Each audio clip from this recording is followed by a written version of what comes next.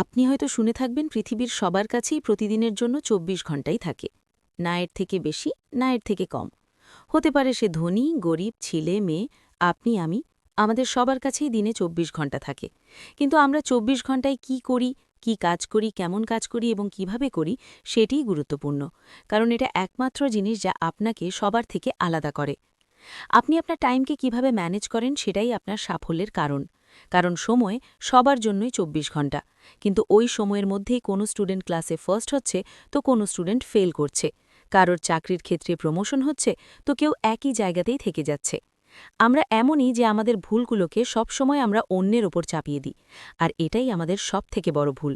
কারণ আপনার কাছে ততটাই সময় থাকে যতটা অন্যদের কাছে থাকে, কিন্তু আপনি ২৪ ঘন্টাটাকে ইউজ করেননি, নষ্ট করেছেন।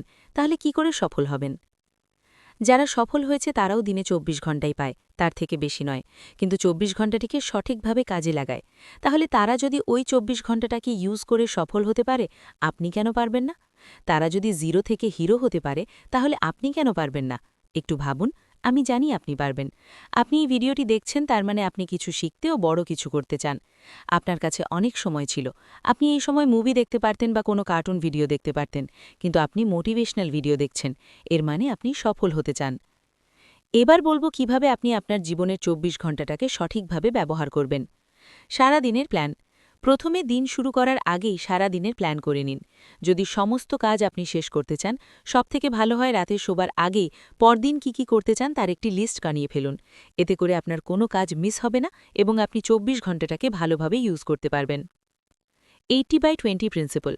আপনি 80/20 প্রিন্সিপল সম্বন্ধে শুনে থাকবেন, যার মানে আমরা আমাদের লাইফের 80% রেজাল্ট পাই 20% কাজ থেকে। তাই আপনাকে খুঁজে বার করতে হবে আপনার ওই 20% কাজ কোনগুলো, আর সেগুলোর ওপরই আপনি আপনার সময়ের 80% ব্যয় করুন। সময় নির্ধারণ। সবসময় নিজের কাজের লিস্টের সঙ্গে তার জন্য বরাদ্দ সময় নির্ধারণ করুন, কারণ যেহেতু আপনার কাছে সময় ফিক্সড, তাই এটি করা গুরুত্বপূর্ণ সমস্ত কাজকে সঠিক সময়ের মধ্যে শেষ করার জন্য। কাজের মাঝে বিরতি। যে কোনো কাজকে সঠিকভাবে শেষ করার জন্য কাজের মাঝে ব্রেক দেওয়াটাও খুবই প্রয়োজন। তাই কাজ শেষ করার পরে কিছু সময় নিজেকে ব্রেক দিন, যেমন ২ ঘন্টা কাজ করে ১০ মিনিট ব্রেক দিন, বা সপ্তাহে ৭ দিন কাজ করে ৬ ঘন্টা ব্রেক দিন, সারা মাস কাজ করে ১ দিনের ব্রেক দিন। ওই ব্রেক টাইমে আপনি আপনার পছন্দমতো কিছু করুন যা আপনার মনকে ভালো রাখবে। সবশেষে বলবো বন্ধুরা, সময়কে টাকার মতো ভেবে ইউজ করুন। মনে করুন আপনাকে রোজ ৮৬,৪০০ টাকা দেওয়া হয়, তাহলে আপনি সেটাকে কিভাবে খরচা করবেন? তার পরিবর্তে নিশ্চয়ই কোনো না কোনো জিনিস কিনবেন, তবেই সেই টাকাটা আপনি খরচা করবেন। একইভাবে প্রত্যেক দিন আমরাও ৮৬,৪০০ সেকেন্ড পাই, যেগুলোকে আপনি ওরকম টাকার মতো ভেবে ইউজ করুন।